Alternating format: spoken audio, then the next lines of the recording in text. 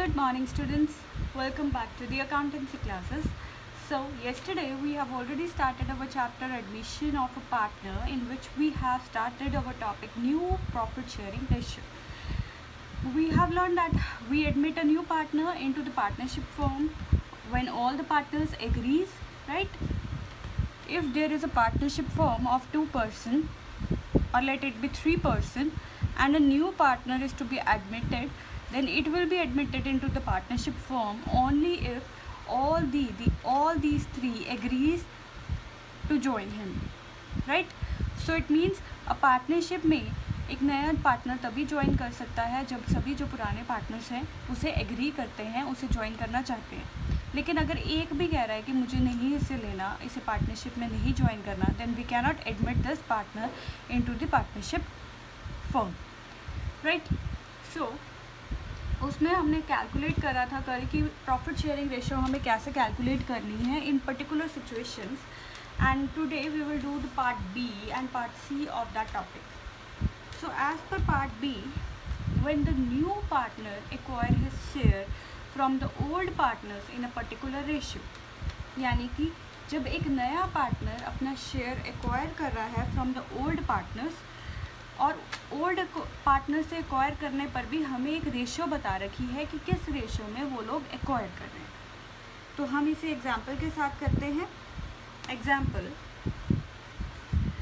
ए और B 2 partners हैं और उन दोनों की रेशियो है हमारे पास 2:1, right? And they admitted C into the partnership firm with 25% share of profit, यानी कि उसे कहा कि जो भी प्रॉफिट होगा उसका 25% तुम्हें दे देंगे.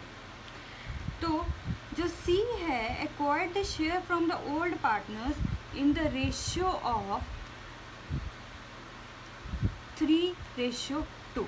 तो सी ने जो ये शेयर लिया है वो 3:2 में ए और बी से लिया. तो हमें पता है कि जो सी है उसे 25% शेयर मिला है. 25 मीन्स 1/4 शेयर, राइट? 1 को 25 से 1 हम कहते हैं टोटल शेयर है, और उसका 25% अगर करें तो 1/4 ही आएगा, राइट? तो हमने कहा कि सी का 1/4 शेयर है और उसने ये 1/4 शेयर ए और बी से 3:2 में लिया है. It means C gets share from A as well as C gets share from B also, but in the ratio of 3:2. तो यानी कि 1/4 जो उसका शेयर है उसका 3 इन दोनों का टोटल 5, जो क्या है ए ने दिया है, राइट? और 1/4 का 2/5 शेयर जो है वो बी ने दिया है. तो यानी कि ए ने दिया है 3/20 शेयर और बी ने दिया है 2/20 शेयर. और अगर हम इन दोनों को टोटल करें तो ये टोटल बन गया 5/20, दैट इज़ 1/4. तो यानी कि टोटल शेयर जो 1/4 था उसका 3/20 पोर्शन ए ने दिया है और 2/20 पोर्शन बी ने दिया है. तो फिर हम कैलकुलेट कर सकते हैं हमारी न्यू शेयर यहाँ से पता चल जाएगा हमें. न्यू शेयर इक्वल्स टू ए का कैलकुलेट करेंगे. ए का हमारे पास ओल्ड शेयर है 2/3 और उसने सेक्रीफाइस किया है 3/20, तो he is left with 31/60 share. ऐसे ही हम बी का कैलकुलेट कर लेंगे. 1/3 माइनस 2/20, तो अगर इसे कैलकुलेट किया तो we are left with 14/60 share. और सी का हमारे पास क्या है 1/4, उसको 60 बनाने के लिए 15 से मल्टीप्लाई मल्टीप्लाई एंड 15 से डिवाइड, 15/60। तो हमारे पास A ratio B ratio C, हमारे पास नई जो रेशो आई है वो क्या आ गई, 31:14:50, राइट। अब इसके बाद हमारे पास एक और केस है, when the new partner acquire his share in a particular fraction from the old partners। तो यहाँ पे क्या था, एक पर्टिकुलर रेशियो में, और यहाँ पे क्या सिचुएशन है, जब वो एक नया पार्टनर अपने ओल्ड पार्टनर से एक पर्टिकुलर फ्रैक्शन में एक शेयर एक्वायर कर रहा है। तो इसमें भी हमारे पास 2 केसेस हैं फर्दर। पहला केस है when the new partner acquire his share in a particular fraction from the old partner। तो ये पर्टिकुलर फ्रैक्शन में अगर वो अपना शेयर ले रहा है, कौन ले रहा है, न्यू पार्टनर। तो हम इसकी अगर एग्जांपल करें इसे समझाने के लिए कि लेट A और B 2 पार्टनर्स हैं, 3:2 उनकी रेशियो है। A ने सरेंडर किया 1/5 ऑफ हिज शेयर, B ने सरेंडर किया 2/5 of his share, right, in favour of C। इन दोनों ने अपने अपने शेयर में से इतना इतना प्रोपोर्शन दे दिया। तो हमें कैलकुलेट करनी है न्यू रेशियो। तो अगर A अपने शेयर का, A का शेयर 3/5 है, तो A का जो सरेंडर है वो क्या होगा, 1/5 ऑफ हिज शेयर। तो 3/5 का 1/5 शेयर उसने सरेंडर कर दिया, दैट इज़ 3/25। और ऐसे ही B जो है उसका शेयर जो था वो हमारे पास था 2/5, और उसने अपने शेयर का 2/5 पार्ट जो है वो कंट्रीब्यूट कर दिया C को। तो ये बन गया हमारे पास 4/25। तो ये तो हमारी कंट्रीब्यूशन निकली है, राइट। तो हम इससे अपनी न्यू रेशियो निकाल सकते हैं, न्यू शेयर।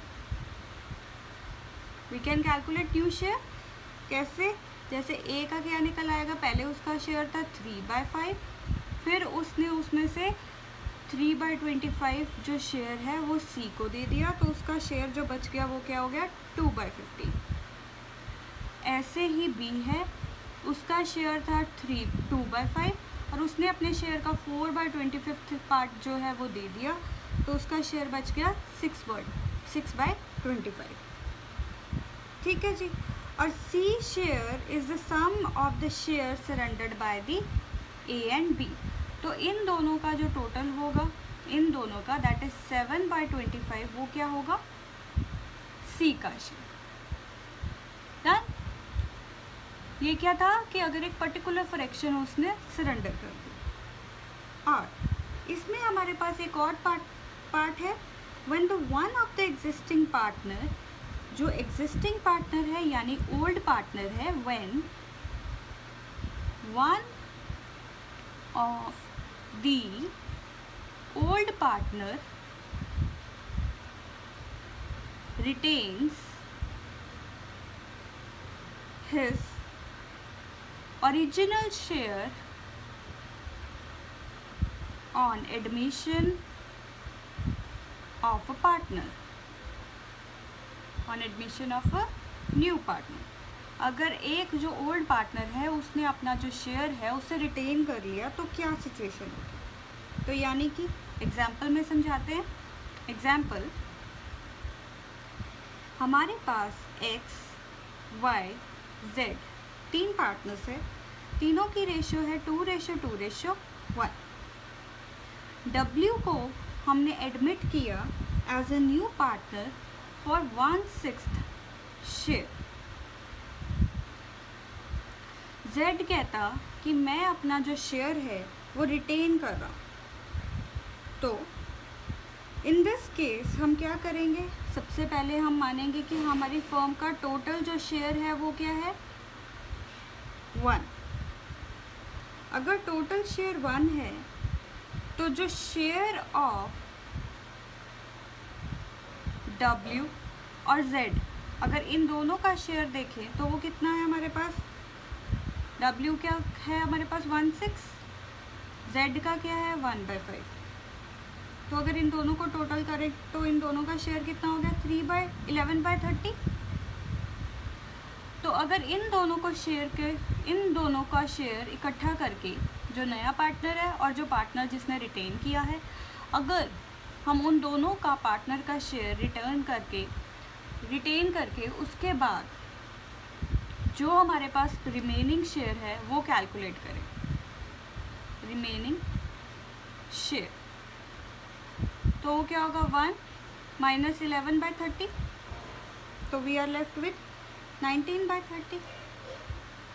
तो इससे हमें पता चल जाएगा, from this we will get to know that जो न्यू शेयर होगा x और y का वो कैलकुलेट हो जाएगा इन दो पार्टनर्स में। तो यानी कि इस पार्टनर ने अपना शेयर रिटेन कर दिया, जो भी न्यू रेशियो होगी वो x एंड y में शेयर होगी। तो मतलब कि इसका क्या मतलब हुआ? तो जो x और y है उनका नया शेयर पहले कैलकुलेट करेंगे, तो उनका रेशियो क्या है 2:2, दैट इज़ 1:1, 2 कट के 1 हो जाएगा। तो जो 19/30 जो हमारे पास शेयर बचा था उसका हाफ शेयर दोनों x और y का शेयर हो जाएगा, राइट। तो यानी कि इसका कहने का मतलब है न्यू रेशियो में x, y, z and w है। x का शेयर हमने निकाला 19/60,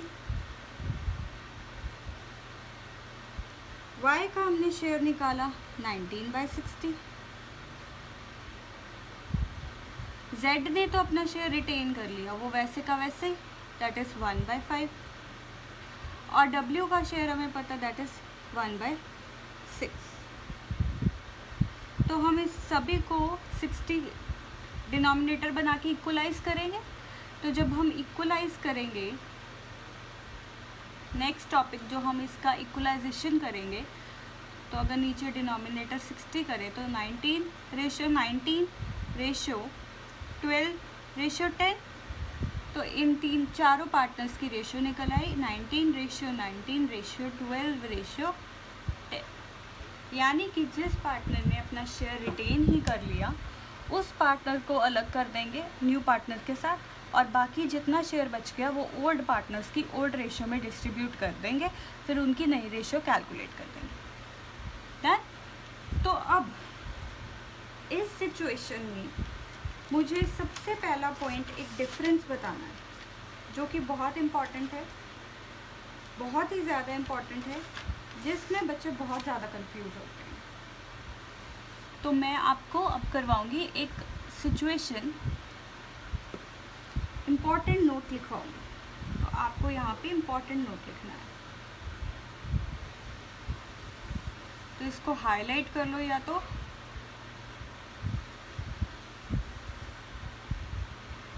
important note. Difference between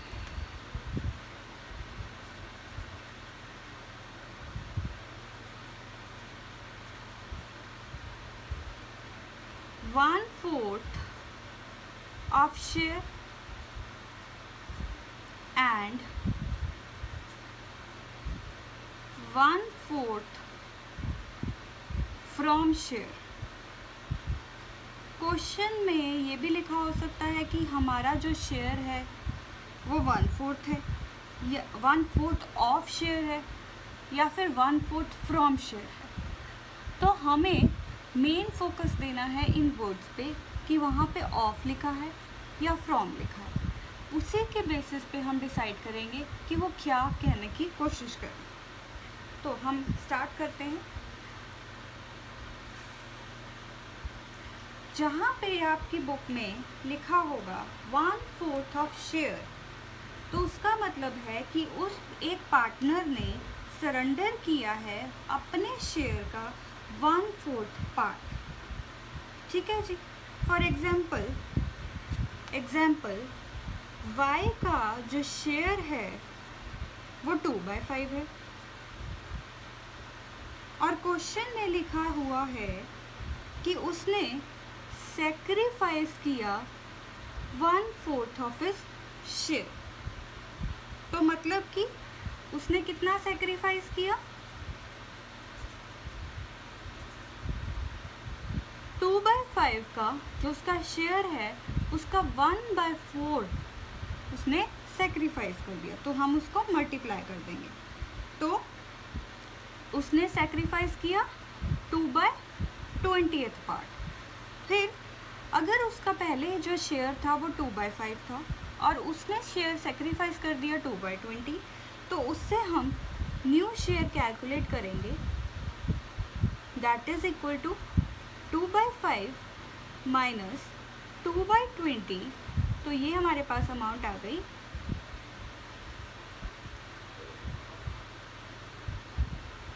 6/20, right. तो यहाँ से ओल्ड शेयर में से उसका सेक्रीफाइस पार्ट निकाल के न्यू शेयर निकालना है। लेकिन अगर हमारे क्वेश्चन में लिखा हुआ है कि 1/4 फ्रॉम शेयर है, 1/4 फ्रॉम शेयर में से इतना पार्ट निकाल दिया, तो क्या होगा?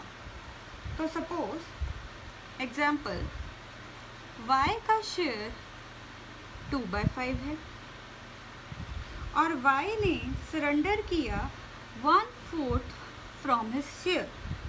तो मतलब उसने सेक्रीफाइस किया है 1/4। तो हम सीधा क्या निकाल लेंगे? New share. न्यू शेयर क्या हो गया? जो उसका ओल्ड शेयर है माइनस जितना उसने सेक्रीफाइस किया, तो we are left with 3/20 as a new share. तो आपको डिफरेंस दिखा? डिफरेंस क्या है? यहाँ पे हमने मल्टीप्लाई किया और यहाँ पे सीधा सेक्रीफाइस किया। तो अगर हमें दे रखा है कि 1/4 फ्रॉम हिज शेयर है, तो उसमें सीधा ही हमें सेक्रीफाइस्ड अमाउंट बता रखी है कि इतना सेक्रीफाइस हो गया। और अगर हमें बताया 1/4 ऑफ है, तो इस शेयर का 1/4 करके मल्टीप्लाई करके हमें पहले सेक्रीफाइस शेयर निकालना पड़ेगा, फिर उस सेक्रीफाइस शेयर को ओल्ड शेयर में से माइनस करके न्यू शेयर निकालना। ठीक है जी। ये जो मेन पॉइंट है जिसमें हम पेपर में बहुत बड़ा मिस्टेक कर देते हैं, सारा क्वेश्चन हमारा गलत हो जाता है, तो यही मेन पॉइंट है। तो आज जो हमारा बी और सी टॉपिक हमने किया है, अगर हम एक बार इसको रिवाइज करें आपके बी और सी पार्ट को, तो हमारे बी पार्ट में कहा हुआ है कि when the new partner acquired his share from the old partner in a particular ratio। जब एक नया पार्टनर अपना शेयर अपने ओल्ड पार्टनर से एक पर्टिकुलर रेशियो में ले रहा है, तो क्या होगा? जैसे कि यहाँ पे हमने किया था कि 1/4 का 3/5, मतलब उन्होंने एक रेशियो बता दी कि किस रेशियो में ओल्ड पार्टनर्स जो हैं वो कंट्रीब्यूट करेंगे। तो जैसे यहाँ पे हमने किया था कि सी ने 25 शेयर है, 25% उसका शेयर है, यानी कि 1/4 शेयर है। और अगर हमें रेशियो हमें बता दिया कि 1/4 का 3/5 ए का है और 2/5 बी ने दिया है, तो वो कैलकुलेट करके इन दोनों का टोटल तो जो है वो सी का शेयर बन जाएगा। तो जो हमारे पास अमाउंट आएगी वो ए और बी के ओल्ड शेयर में से माइनस कर देंगे, राइट। और दूसरा हमारे पास पार्ट आया था कि जब when new partners acquire the share in a particular fraction from the old partner। तो जब हमने पर्टिकुलर फ्रैक्शन की बात की थी, तो हमें सीधा सरेंडर्ड वैल्यू बता रखा था, जहाँ पे हमने यहाँ पे वर्ड लिखा था ऑफ द शेयर। तो ऑफ का मतलब मल्टीप्लाई करना है, जैसे यहाँ पे मैंने बोला है वैसे ही आपको मल्टीप्लाई करके शेयर निकाल के उसको ओल्ड में से माइनस कर देना। और अगर हमारे पास किसी पार्टनर ने अपना शेयर रिटेन कर लिया, तो उसका शेयर और न्यू पार्टनर्स का शेयर, उन दोनों को टोटल करके जितना शेयर बच गया, जो रेस्ट ऑफ द पार्टनर्स जो ओल्ड बच गए हैं उसमें डिस्ट्रीब्यूट कर देंगे उनके ओल्ड शेयर में। जैसे यहाँ पे हम वो नहीं करेंगे कि 2/5 नहीं लिखेंगे, ये इंपॉर्टेंट पॉइंट है। यहाँ पे जो रेशियो बनेगी वो 2:2 बनेगी, वो 2:2 बनेगी, यानी कि जो ओल्ड पार्टनर्स की जो रेशियो बच गई है वो वाली रेशियो देखेंगे, ना कि 2/5। ठीक है जी। तो 2/5 शेयर नहीं निकालेंगे, वहाँ पे शेयर निकलेगा 2:2, दैट इज़ 1:1। तो फिर वहाँ से हम अपने नए पार्टनर्स का शेयर कैलकुलेट करें। तो this much is enough for today, and tomorrow we will start another topic, and see you tomorrow. Thank you.